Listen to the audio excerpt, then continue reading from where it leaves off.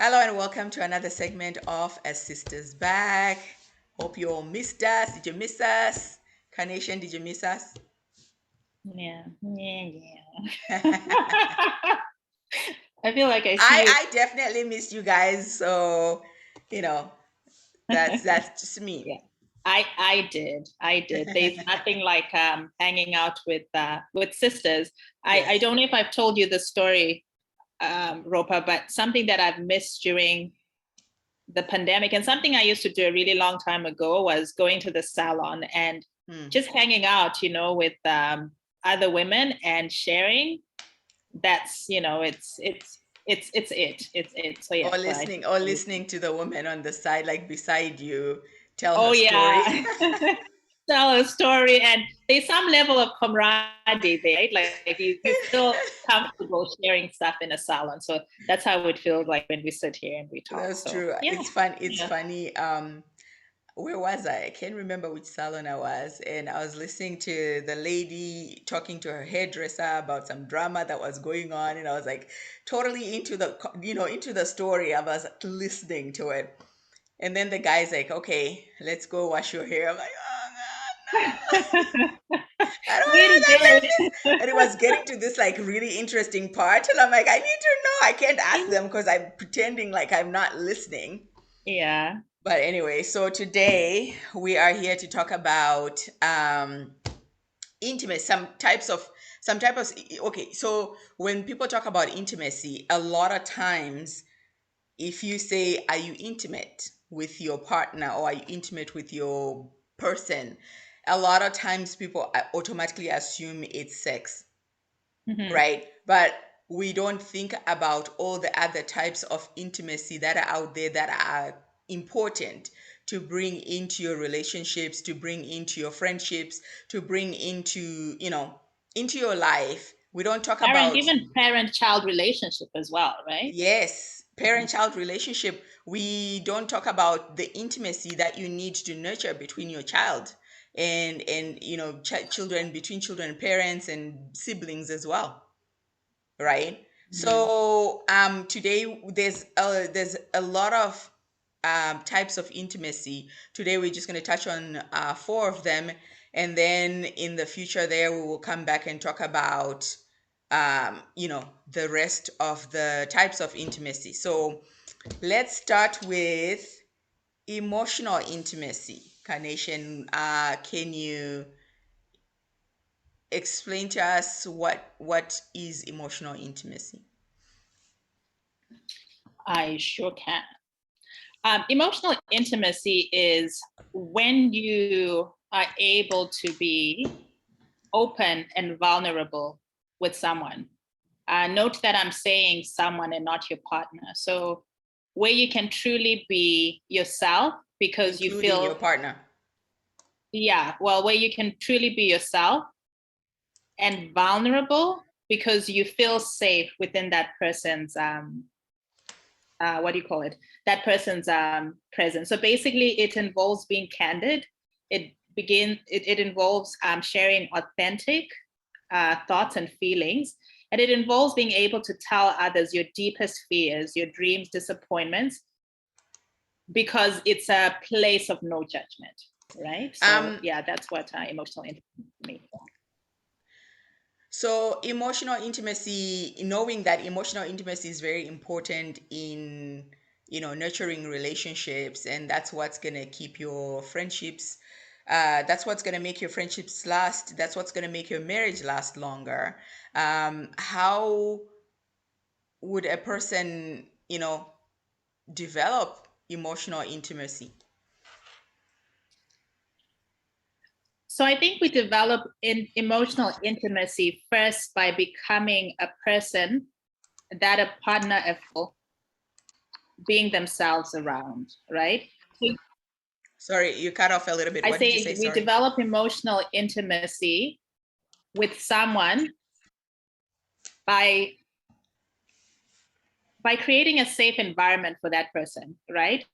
So we create a safe environment by that person where they feel like they feel that when they come to us, they're able to be their authentic self. They feel like when they come to us, they're not going to be judged for who they are. I mean, I've been watching this series called Money Heist, and one of the characters there, for those who watched Money Heist, Danny, he was talking to his partner, Stockholm, and he was saying that, there's a side of me that I wasn't comfortable showing you because I didn't know whether you'd accept that. So when I needed to be that way, I would go out to the club and, dance and, drink and maybe pick a fight because I didn't feel comfortable with you knowing that about me. All right. And so, sometimes it's not even you creating an environment. I think sometimes it's telling someone that, it's okay being yourself, and show me how I can ensure that you can be yourself around me. All right. Yeah. So yeah, so that's I'm just laughing when you say Denny and Stockholm. So I've never watched Money Heist, but normally when I talk about or refer to a movie, I don't know their names. I'm like that one, the one that is, the tall one.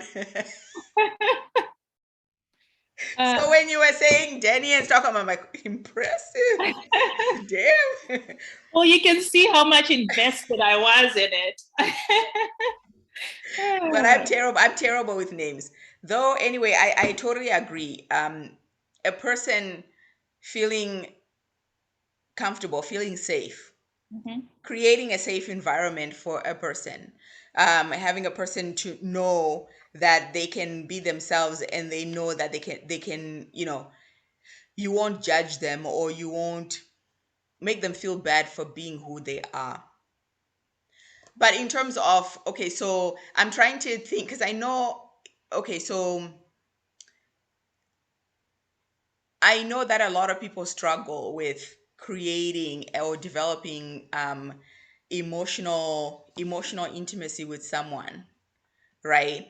Um, how do I put this? How do you encourage a person to be vulnerable with you, apart from, okay, telling them you are safe here, I'm not gonna judge you, I accept you for who you are. How else would you encourage this, or do you know? I'm just trying to think about the scenario so we can, help others and help me as well, because sometimes I do struggle with, emotional intimacy, and I feel like I'm very guarded. So how do develop that outside of just telling someone, you know? How do you develop that as someone who needs that emotional intimacy, or you creating an environment for a partner, friend, or child? With I think me creating, because the thing is, I can't make someone create that safe space for me. I can tell them that I don't feel comfortable, I don't feel safe, and then it's up to them to reassure me, right? I think, but I might be wrong. Though, okay, how I would get I? it. How would you? Yeah, Okay. how would I? Because I can control what I do. I can't control what other people do. So I think I'll look at me. How do I then do it? Well, I think Ropa is asking this question for the viewers because she is one person I know people always feel comfortable opening up to her. And I think for you, it's because when people tell you stuff, I'm pretty sure there are people who've told you that um, Yeah. they've murdered people, and No, you've made them feel safe. it's You, true. yeah, you're a good listener. And I, reflecting back, because I have struggled sometimes with people feeling, I'm being honest, feeling emotionally safe around me. And what I've realized is that people test you to see if they can open up. So they'll either start with being slightly provocative, or they'll start with jokes, or they'll even say, oh, so and so did this, right? And just by testing the waters, how you react or you respond to those stories will determine whether they feel safe opening up to you. And I think that's really Yeah. important. As I'm not a parent, but as a parent, right? Kids have a way of testing the waters. And so if we shut them down right away and you say, well, we don't talk about this in this house, we don't do this and that, once you put don't, then it shuts off that ability for them to feel safe, to be emotionally intimate with you. So in Yeah. summary, I think it's just listening and making someone just be themselves around you, I guess. Yeah. And Yeah. encouraging people as well. Mm-hmm. Especially kids. Kids need encouragement. If they have a dream that they are dreaming, I find a lot of parents are like, no, you're not gonna be a musician. No, you're not gonna be whatever. You're gonna be a doctor, or you're gonna Ropa, be. you're breaking off. All right, can you hear me? I Can can you hear hear you me? now. Yeah, yeah, I can hear you. Sorry, it's saying my internet connection is unstable. But anyway, we'll push through it. Let me know if I break out. So no, I was saying that you need to encourage your person, whoever it is. Especially kids sometimes need encouraging, right? Sometimes, a lot of times, parents make the mistake of telling their kids what they are to be. Oh, Mm-hmm. you want to be a musician? No, you can't be a musician. You're gonna have to be a lawyer. You're gonna be a doctor, and we're not accepting anything less, right? As if um, career choices are either, more or less type of thing. So people have to be careful in terms of that, because it's going to make that person feel they can't tell you. So encouraging a person, encouraging their dreams, encouraging their goals, and being there to be able to assist or help them in the way that you can help to help them realize or achieve their dreams. So I feel like that would go a long way in terms of, like, creating or developing emotional intimacy. Intimacy. Yeah, very true. I'm just going to read a little excerpt on, based on some of my research on how to increase emotional intimacy. And it says you can foster emotional intimacy in your relationships by engaging in deeper, more introspective conversation together. So, talking about emotions and experiences you don't usually share with others. So, that's between romantic partners, right? Likewise, ask your partner thoughtful questions and be curious about the way they think and feel, like show genuine interest and curiosity. So listen to understand rather than waiting to respond. And always be careful not to invalidate their feelings so that you can establish an environment conducive to open, honest dialogue. And I think as women, we're supposed to be that safe, soft landing spot for men, because men have to be tough, right, when they're out in the world. And so if he doesn't feel like he can be vulnerable or bring down his guard with you, then it's going to be really hard, I think, to develop that emotional intimacy. And, sorry, Ropa, to labor this, but also I think this is an area too where counseling can help, right? Hmm. Sometimes people have become guarded because of trauma, because of disappointment, because of their childhood. And I think, trauma can, not trauma, but counseling with a registered, counselor can actually open up and help you develop emotional intimacy if you struggle. True. Even though I struggle Yeah. with counseling. Why? Okay, I value conversation, Mm-hmm. back and forth, right? We discuss. I value discussion, let's just say. We're discussing a situation. I get your opinion, you get my opinion, get your opinion, get my opinion. Counseling, or maybe therapy, let's say therapy, not counseling. Therapy, for me, I feel it's more questions. What do you think about this? How do you feel about it? Oh, so such and such a thing happened, let's talk about that, right? I don't know, I feel like it's just me talking, and it's not like I'm not getting the opinion. They never give you their full opinion, which I think it works, right? Though I struggle with it because yes, I like to talk about my issues. I'm digressing right now at this point. We're gonna come back. I'm gonna reel it back in.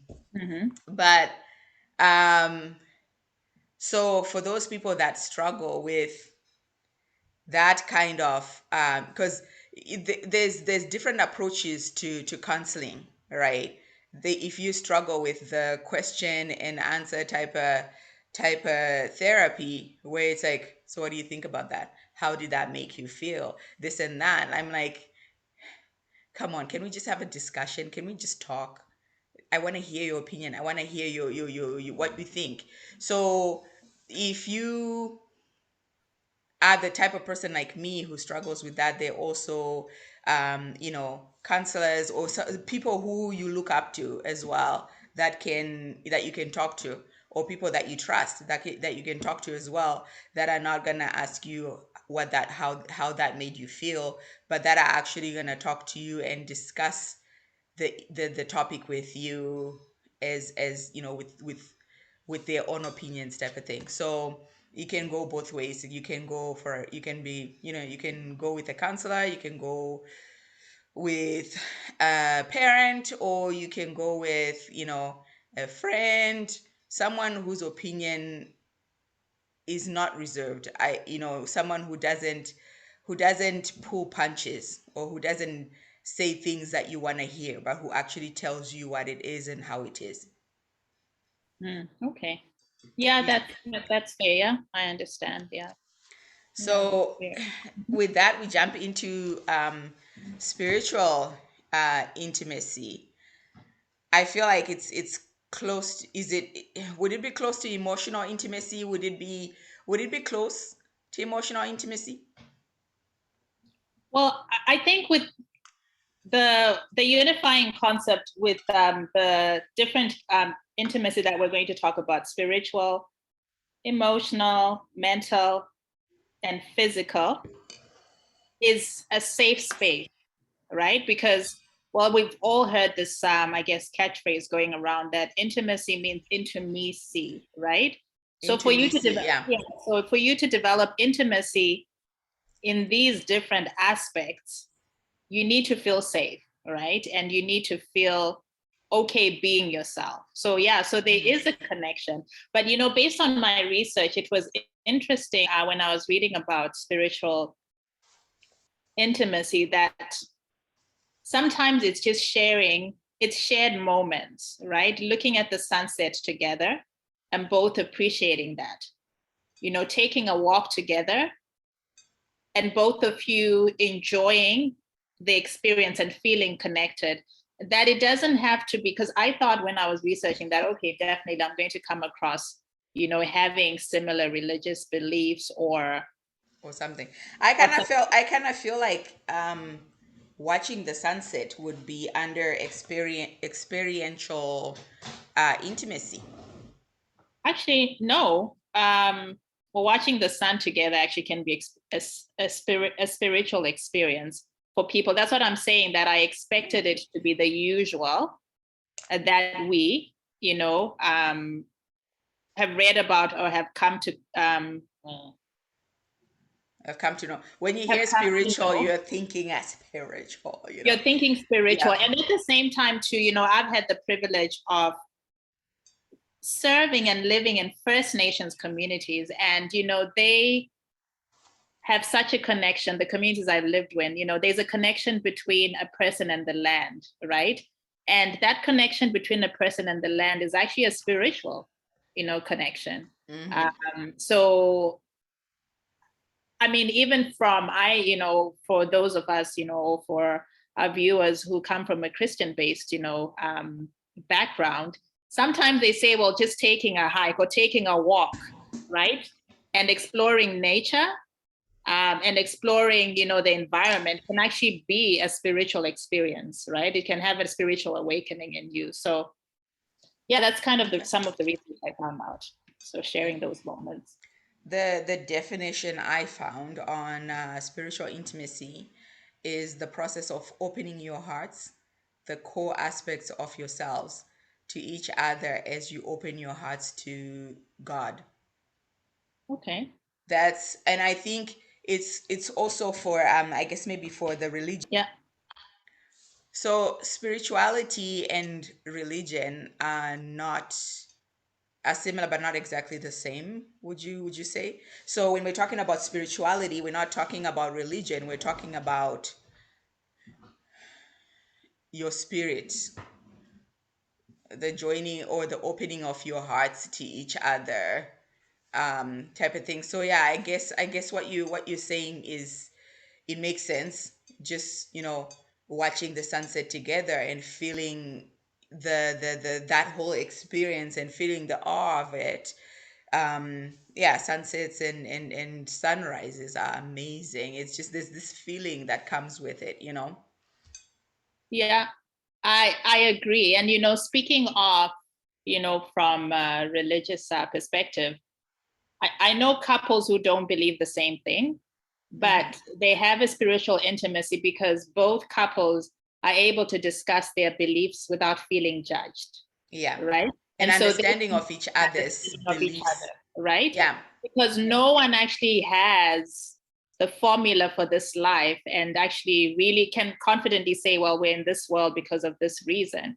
And so I Hmm. think it's a bit arrogant for you to firmly say, well, my religious belief says this, and so that's how it goes, right? It can't work that way. So both parties have to feel comfortable sharing their Hmm. different perspective. Even I think even if you believe the same thing, you're not the same people. You're going to look at Yeah. things a bit Yeah. differently, Yeah. right? And You are some different people. examples, yeah, some examples is you know, a couple can read a religious text together before going to bed, And right? both That's an of them will example. understand it differently. Yeah. Yeah, right. And both of them will understand it differently. So yeah, so that's kind of how. That's true. And I think it's being able to express yourself. Your The core of who you are, like the core things of what you believe, and being able to express yourself with your partner, and your partner being there to actually respect. If they don't believe in it, respect it and accept you for who you are, and also make accommodations to make you comfortable in the relation. I'm saying partner, but I'm just, friendship, whatever. um Making that person comfortable. I always have a hard time with people who laugh at other people's beliefs, right? You tell somebody, I believe in this. Oh, you believe in that? Ha ha ha. Like you're being disrespectful. And there's not going to be any spiritual intimacy there, or even sometimes emotional intimacy, because you have disrespected what I believe to my core.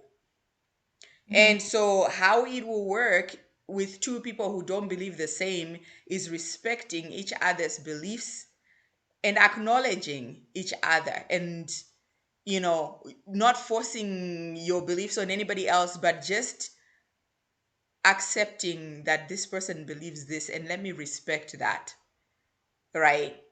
Yeah, that's a really good important point, Roper, that you said when someone disrespects your beliefs, it affects all other, Hmm. levels of intimacy. I know, for instance, I was in a relationship where like that, where the person I was with at the time said, oh, what you believe in is a cult. And actually, when I would pray, they would do stuff like, oh, bada, bada, bada, bada, bada, bada, when I was praying. And so it Yeah. was extremely disrespectful. And obviously, it affected other parts of the relationship, right? Yeah, So and you could not open up to this person because, you couldn't open up with this person. Yeah. yeah, Hmm. because they're who they are, type of thing. You're breaking Right. off again. Oh, can you hear me? Sorry, my internet is acting Yeah. funny today, so Yeah, bear with I me. can. Okay. So moving into can you hear me? Yeah, I can. And so I'm going to just read some tips of how to increase spiritual intimacy, Okay, cool. within a romantic relationship. And I think it also translates to friendship, like I'm saying, right? Or even Mm-hmm. a child-parent relationship. So ways to increase spiritual intimacy. So talk about spirituality with your partner so that each of you can discover experiences that the other considers awe-inspiring. Then regularly schedule time to engage in those and similar endeavors. And the good thing about spiritual intimacy is that you don't have to exert too much effort, right? You just need to create a safe space where the other person's beliefs have the same, I guess, space to be talked about as the other person, right? And sometimes it's even, have you ever been, Roper, have you ever been even with a friend? Maybe you're in a park or you've gone camping somewhere or you're taking a walk and there's just something that creates a moment where you can actually talk about something spiritual, right? So it's just sometimes the moments come spontaneously. Yeah, Yeah. exactly. So, intellectual intimacy. I know this is Carnation's favorite topic, so I'm gonna let you um, talk about it. Carnation is attracted to people who are very intellectual. Yes, I am. A new word, I guess, was coined for people like us, which is sapiosexual. Yeah. And you might have remembered that I said, your childhood determines how you connect with people and impacts how comfortable you are with intimacy or not. And so with me, I grew up with a dad who is incredibly intellectual, right? And even up to now, we connect on a lot of topics. He's almost 70. And I think to myself, when I get to that age, am I going to be as, brilliant as my dad? But there's something that happens when someone is able to operate at your level and you're able to talk about any topic, right? It's like, for instance, have you noticed maybe you're at work or even at school and this guy, yeah, he's not your type. Ropa likes guys with what do you call it? Washboard abs. Listen. Okay, that's not exactly true. That's not. I'm giving an example because I'm going to bring it back to me, right? You know the type of guys that I like, and you see this guy, and No, he's I appreciate. Okay, I appreciate the six pack and the V. Chippendales. No, not even the chip. I just appreciate that, but at the same time, that's not always the guy that I've actually dated. So even if I appreciate it, it Yeah, doesn't mean that that's my deal breaker. I'm more looking at the character of the person. I'm a very playful, joyful type of person, so sometimes I connect on that level.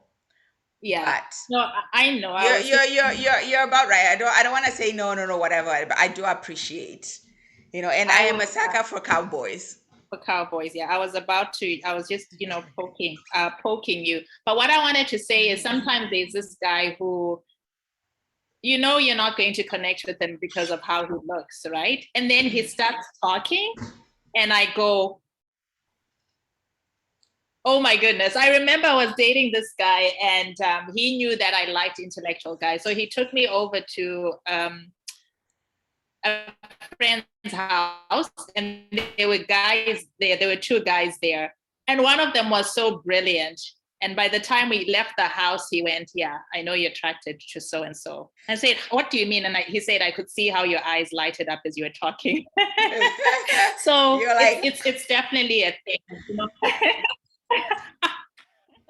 Ah, so it's definitely a thing, right? It's yeah. connecting with someone and you feel comfortable communicating your beliefs and viewpoints without worrying about potential conflicts.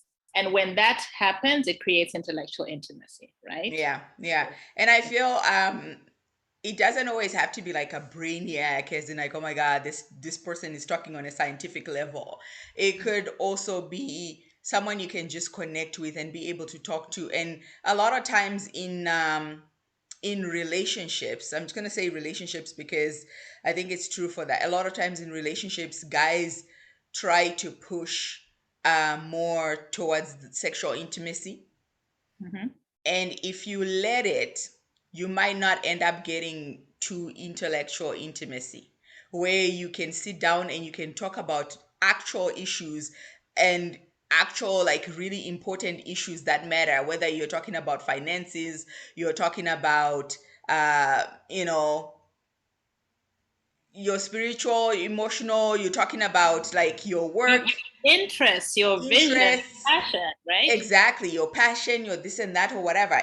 Intellectual intimacy is very important because after, the sex dries up, you won't have anything to talk about because you never developed that intellectual intimacy.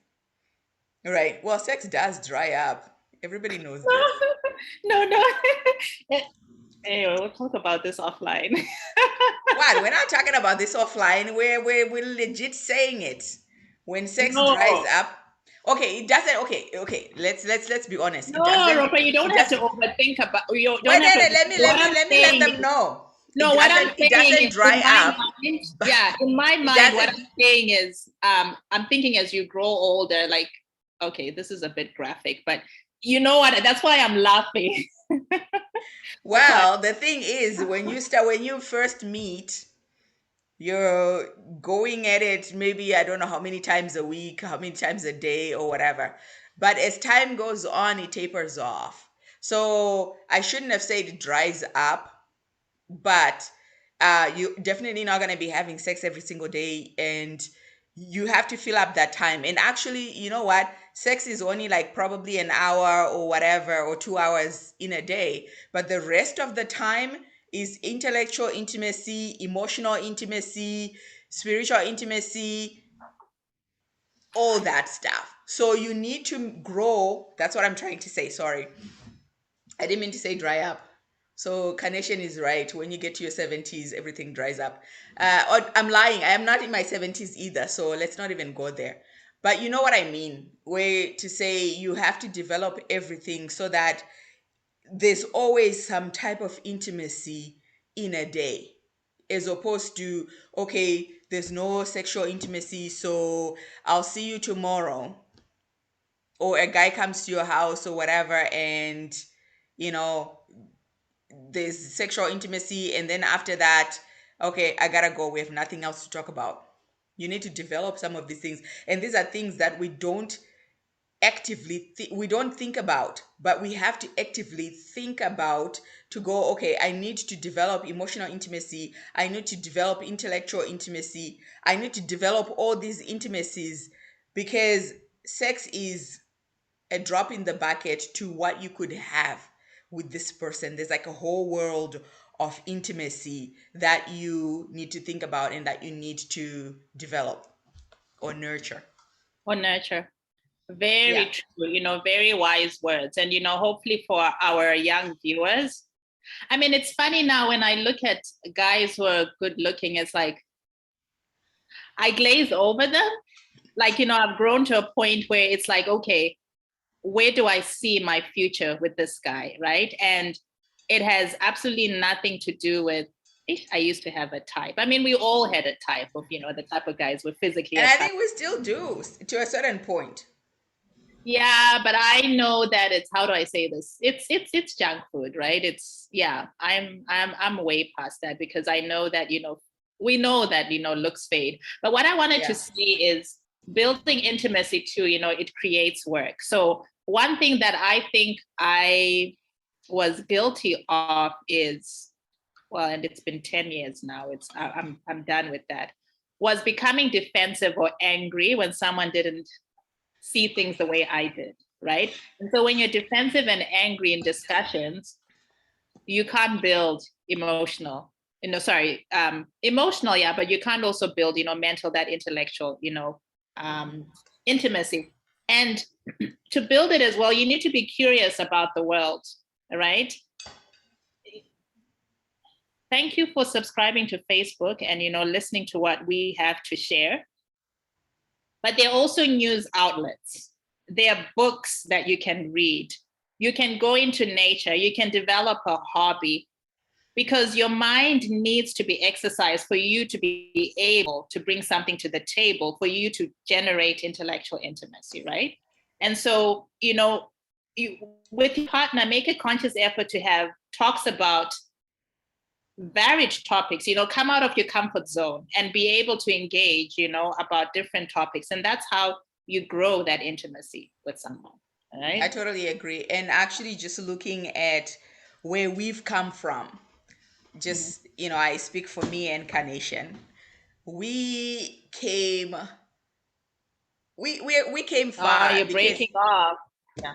can you hear me now? I say, speaking for me and Carnation, and she's here to either agree or disagree. But we've come a really, really long way in terms of, just, you know, going out there, meeting new people, getting new experiences, getting into, different communities, different cultures, different everything, far removed from what we were raised with or how we grew up. And now we can speak on so many topics and we can relate to so many different people, because we've spent time, growing or spent time outside of the comfort zone or outside of, our immediate, environment, or the information or the environment that we were raised in. So it even the way that I think is totally different from the way I used to think, because now I've been exposed to so many people. And I think a lot of times we stay with just the people that we know, our family, we stay with, you know, just within that same little community. And there's a whole world out there, like Kanishan is saying, there's a whole world out there. There's a lot of stuff to learn. You don't stop learning until you are dead. So keep on growing, keep on learning, keep on trying to understand other people, understanding their cultures, trying to also get all the information. There's so many different topics. And when you get to talking to someone on an intellectual level or whatever, you can speak on so many topics because you relate and you've experienced so many different things. Do you remember we were talking about our lives, and um I don't know what we were talking about, and we were saying, like, had we not moved out of a certain environment, we would not be thinking the way that we think, or we would not be, exposed to the things that we've been exposed to. Yeah. And Yeah, that's true. right. Uh, and I mean, you've also put that quotation on our page here that without you don't grow when you stay in your comfort zone, Yeah. right? And it's actually a proven scientific fact that when we do new things, we develop new neurons or pathways within our brain. So Yeah. intellectual, yeah. So you have to be intentional. So yeah. So thanks for sharing that. And at this point, we might as well touch the one that most people know Physical. about: physical intimacy. Well, people don't know about this. Mhm. Share your People, thoughts, when you say physical intimacy, people share think your sex. wisdom. Huh? When you say physical intimacy, people think about sex. To a large extent, but physical intimacy is touch, though, right? Yeah, it's There's touch, touch. there's Or you're hugging, frozen there's. again. And Sorry, did I cut off? I actually was, yeah, I was actually in a workshop this week, and it was a workshop on designing curriculum. Anyway, there was something that was shared by a massage therapist, and she says, our work involves touch, and she was talking about the importance of therapeutic touch, right? She was saying that for most people, they get touched if they came from a stable home, they become adults. A number of people only get touched when someone wants sex from them.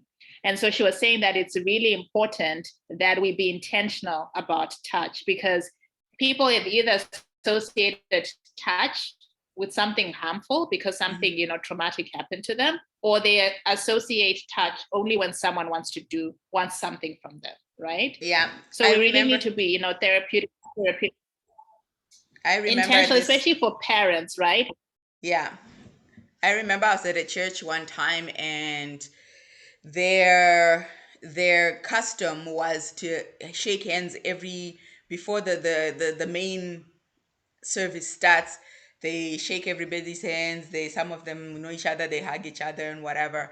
And the pastor who was, doing the fellowship type of thing was saying, you have to, shake each other's hand, give another person a hug, because this might be the first time they're being hugged throughout the whole week. Some people don't get, you shake their hand and you hug them at church, and then when you come back home, they don't get any touch, any whatever, until they come back to church the next day. So there are people who don't have that, right? So yeah, I totally agree with you. Be intentional with touch. At the same time, there's there are people who don't get that. So I get how people can be a little skittish when it comes to touch, right? Yeah, that's an important point, especially during the pandemic, for people who live alone, don't have families. Imagine we were disconnected from each other and we were just speaking on the screen. I mean, touch is actually an essential human need. I remember when I was and this man has always stayed in my mind. When I was a young nurse, this guy was brought in to the psychiatric ward. I don't know what I was doing there. Oh yeah, no, I wasn't a patient. I was a nurse in the psychiatric ward. And this guy was brought in and his diagnosis was failure to thrive. His I didn't wife even. had died. Mhm. His wife had died. And so he had lost Oh. that physical connectedness and that touch. And so I'm also saying, as parents, I think as women, we're comfortable touching, right? But also teach your sons to be intentional with touch, Mhm. right? While also teaching them, how to look out for harmful touch, right? So I guess we've talked a lot about touch. And I Touch, was thinking touch, like touch, touch, touch. But when I was thinking of touch, or touch. even at work, right? Sometimes you don't have to hug everyone, but sometimes it's holding someone's hand intentionally and looking at them in the eyes. And I know, for instance, with my nursing background, we get so busy, and most of the time our touch was to give medications, to check your temperature, to check your pulse. But you could see that someone, once you hold their hands, they're holding on because they feel that human connection, right? Yeah, And they feel like they're not alone. yeah, So, physical intimacy includes hugging, hand holding, shaking hands, kissing, uh, cuddling. cuddling. Display of affection is how you would define it, right? Like display of affection. Because they say, especially, I keep going back to relationships, but at the same time, you know what I mean. So I was gonna say, especially in relationships, if your person doesn't at least hold your hand at one point, or at least touch you, and they don't want, when you're driving and your person holds your hand while they're driving, it's such an intimate moment. And imagine reaching to go touch somebody's hand and they draw their hand back. How would you feel?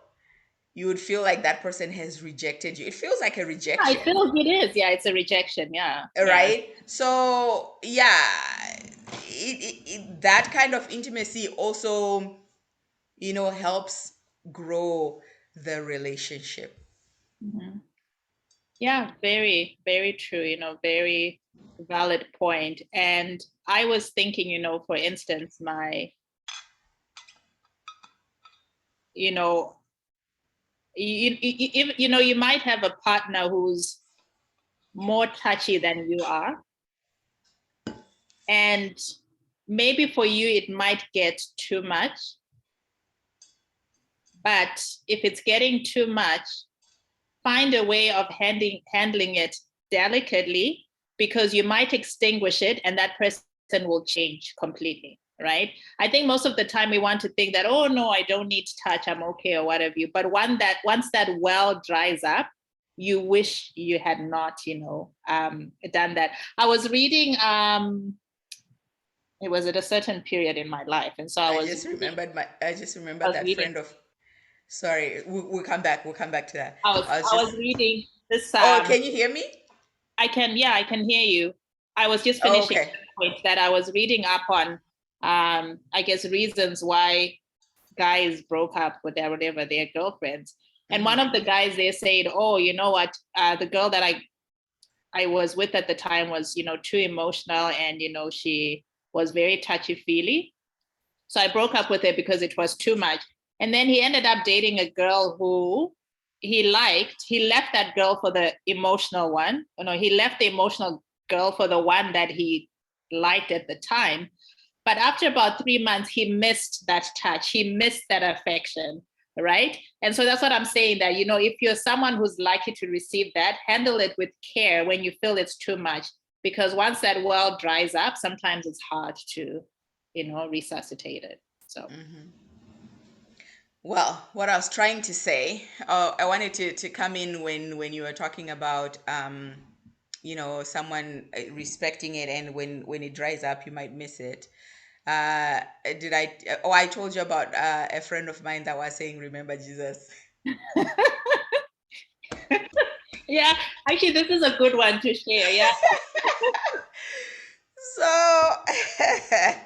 I had a very religious friend back in the day. Ooh, let me not laugh, because it's not a laughing matter. There are people that are actually going through this. But anyway, so she was very, very, very, very, very, very, those religious ones, the ones that will beat you up with their Bible type of religious. Bible So thumpers. Mhm. Bible campus. Yeah, exactly. So she dates this guy, and this guy was not really, didn't grow up in the church, but at the same time was trying in her church. And then they decided to stay together. I think they were staying I'm not sure how it happened, but he moved to Montreal. He was in Quebec City, and then he moved to Montreal. So him moving to Montreal, he had to stay somewhere. So he ended up staying with her. And he was a very affectionate person. The French are very affectionate. They're very, affectionate people, very physical. So he's trying to hug her, and he's trying to show his affection. And she kept on saying, "No, remember Jesus, remember Jesus."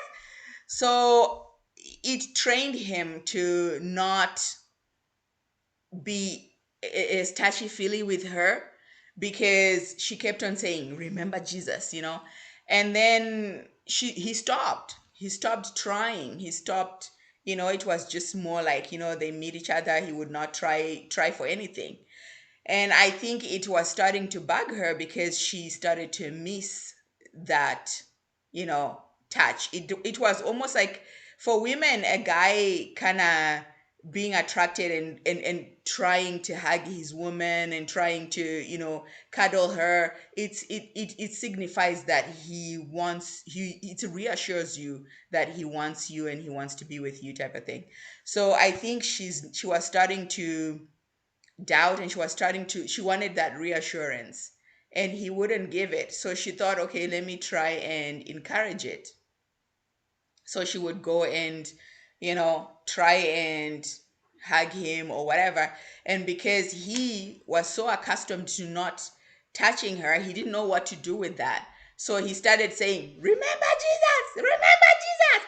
So it was kind of like a situation where, so she was complaining to me one time, and she was saying, "Well, every time I try to, start something, he says, 'Remember Jesus,' whatever." And I'm like, "Do you remember the time when you were telling him to remember Jesus?" Yeah.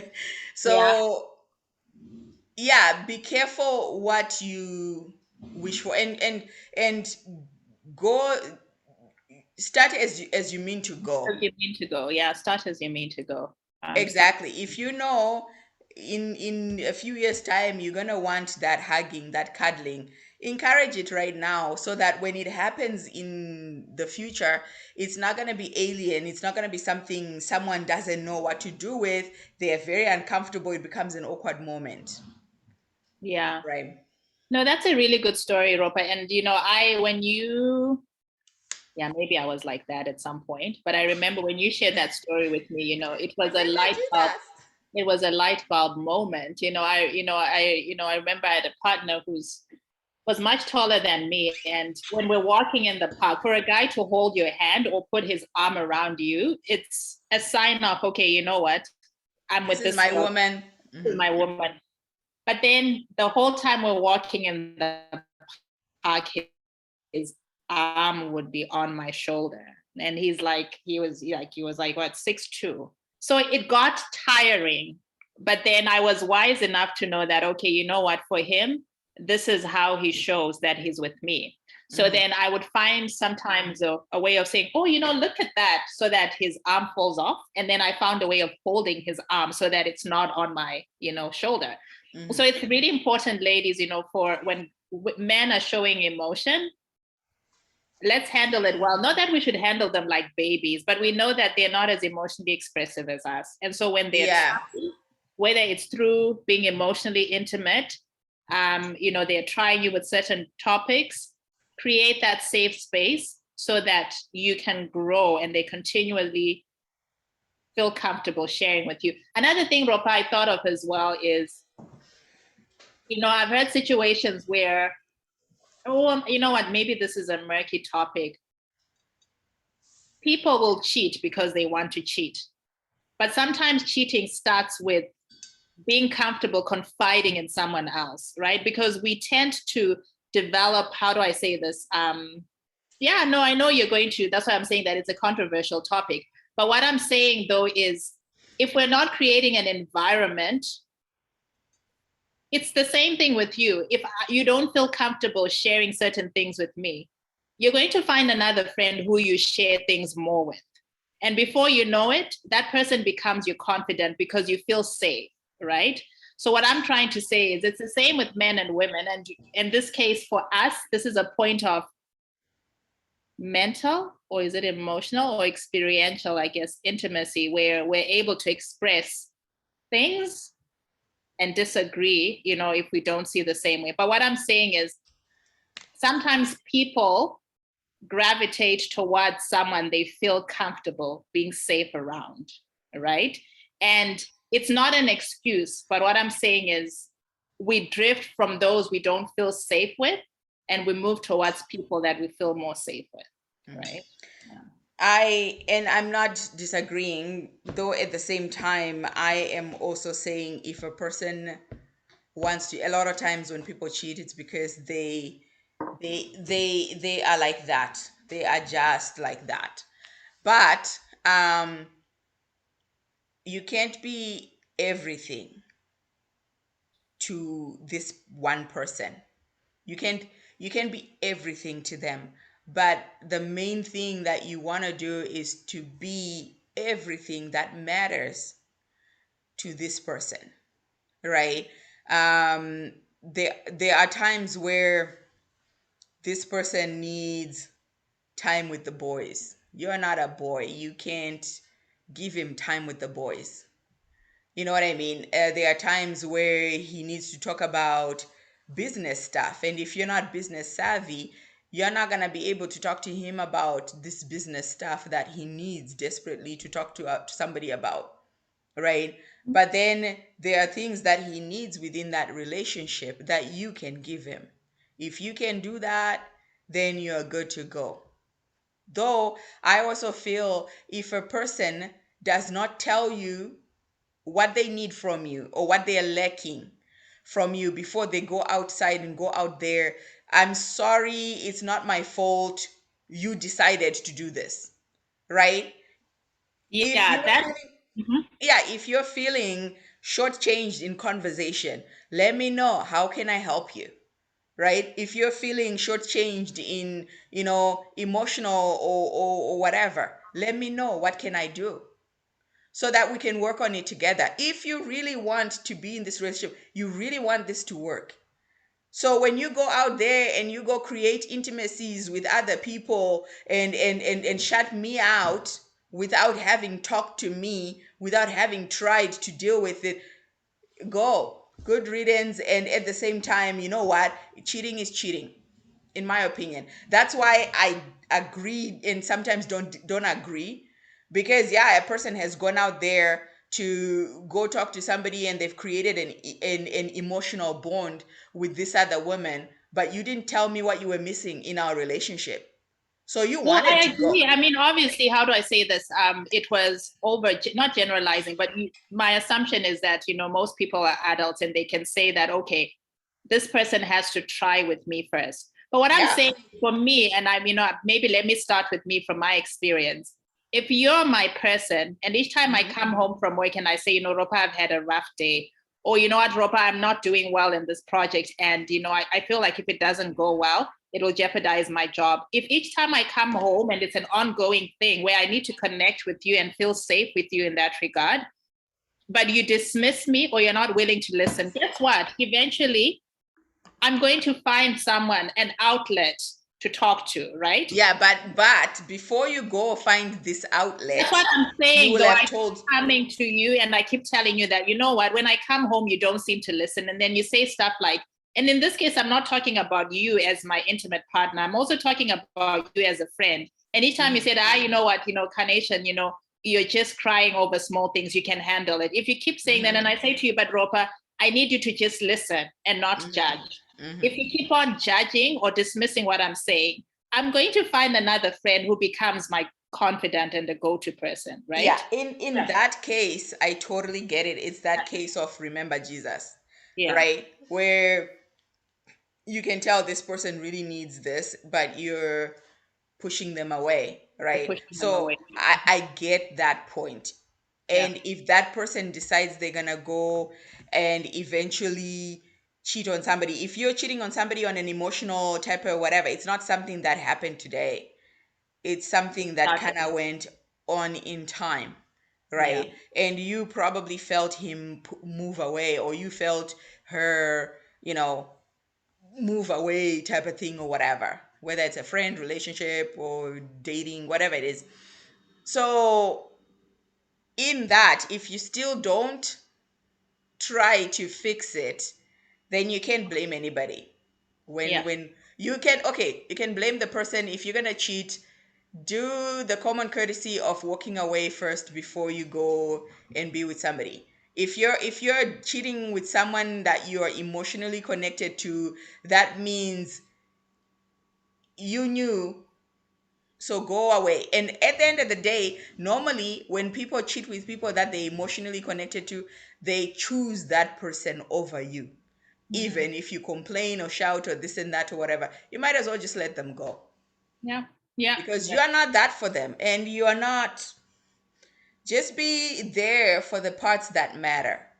That matter. Be Yeah. encouraging, listen to your person, and be there. I like, I don't know if on Netflix there's this show called Love is Blind, and the season 2 is out. There's this guy. Oh my gosh, I did mention it in the beginning that I don't know these people. But I think his name is, or her name is Natalie, and the guy's name is something. Anyway, so they were talking, and I love listening to people's conversation, because when Love is Blind is on, I try to listen to the conversation. What exactly do I think they're clicking on? Hmm. So they said something that I thought was really cool. So the two of them were talking, and she said, "I need you to prove to me that you're gonna prioritize me." And he's like, "Okay, is that what you need?" And she's like, "Yeah, that's what I need, and I need you to show me that you are gonna be this for me." And he's like, "Okay." And she's like, "Okay, what do you need?" And Hmm. he's like, "I need you to trust that I'm going to be that man for you.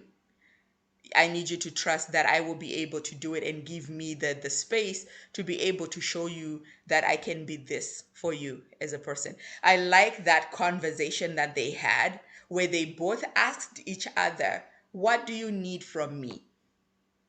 This is Yeah, what you need. Okay, I'm going to go out of my way to try and make sure that I can help you out and give you what you need. What do I need? I need this." And so now you're going in there knowing what each and everyone needs, and knowing what your assignment is to make this person feel comfortable around you.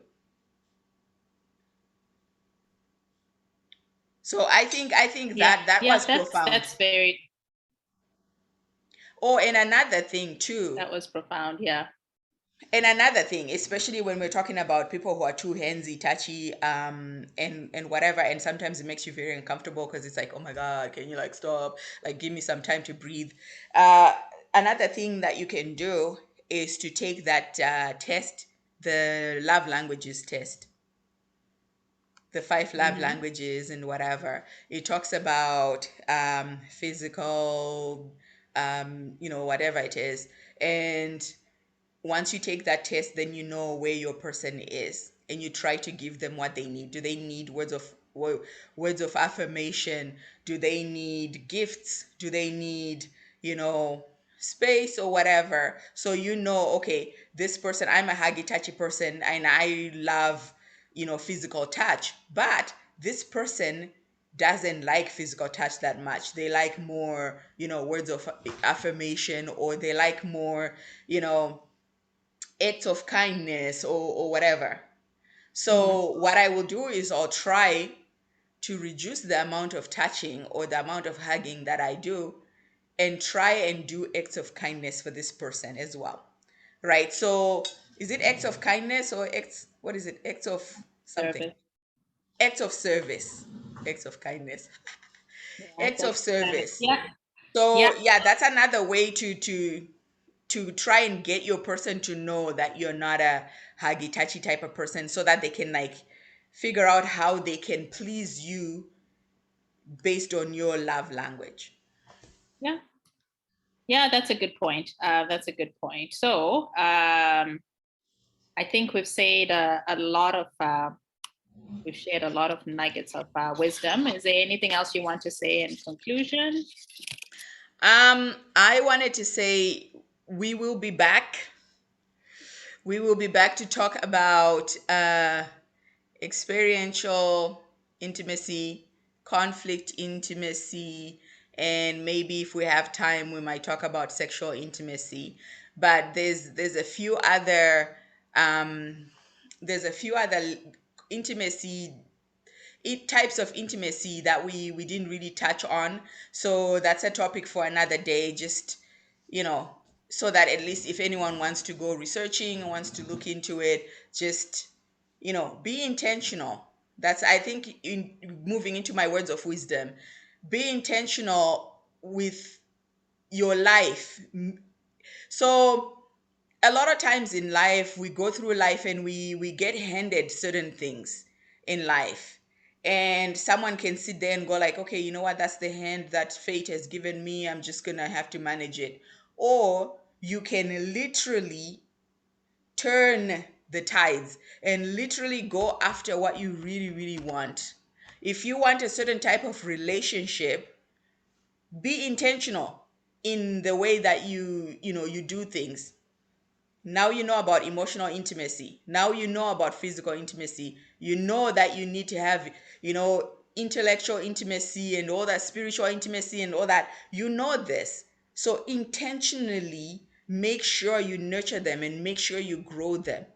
It's not something that we think on a daily, but think about these things, intentionally grow them, and intentionally, do all these things, and your relationships will be all the better for it. So that those are Yeah, my words of wisdom. that's very true. And my closing words are, be the kind of person who people feel vulnerable being around. And it doesn't start with an intimate partner, it starts with your relationships with people around you, your friends, Hmm. Hmm. your work colleagues, your parents. Just be someone who's open, who's able to listen without judgment. And it's when we listen to people, that's when people are able to disclose what they truly need from us. So on that note, thank you, ladies, for joining us. It's been a very exuberant discussion. I quite enjoyed it and I've I learned did too. from it. And we really, really, really, really want to hear from you. So please, comment after you've watched this video, share with other people, and invite as many ladies as you can to this channel so we Yeah, can create and community. yeah, invite as many people. And if you have any topics that you would like to hear us talk about, let us know as well. You can either message me or you can message Kanation if you don't want it out there, if you don't want people knowing that you requested that topic. So yeah, let us know, because we want to also, we want to be able to help and encourage each other, but at the same time we also want to do it in a way that makes sense to you, that will also bring value to the things, I mean, into the things that you value as well, that will, we'll talk about the things that you also want to hear about. Okay. Yes, indeed. On All that note, right, have a great one. Bye.